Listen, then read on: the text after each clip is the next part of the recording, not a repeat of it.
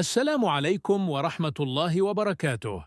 سنتكلم اليوم على كل من الموعد والتوقيت والقناة الناقلة، وأيضا ترتيب كلا المنتخبين عالميا، وذلك لمباراة كل من منتخب جنوب إفريقيا المحلي ومنتخب الجزائر المحلي في الجولة الثانية من بطولة الشان. إذن وبعد بسم الله الرحمن الرحيم، فيما يخص الموعد والتوقيت فسوف تلعب المباراة يوم 8 من شهر أوت القادم، وذلك بداية من الساعة 3 مساء حسب توقيت المغرب والجزائر وتونس.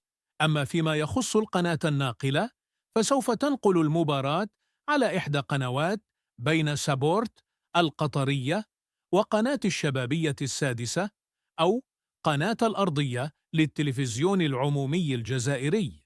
أما فيما يخص ترتيب كل المنتخبين، منتخب الجزائر هو في المركز 36 عالمياً، أما منتخب جنوب إفريقيا فهو في المركز 56 عالمياً. لا تنسوا أن تتركوا لنا تصويتاً على من سيفوز في هذه المباراة، وهكذا نكون قد انتهينا. لا تنسوا متابعتنا والصلاة على رسول الله عليه أفضل الصلاة والسلام.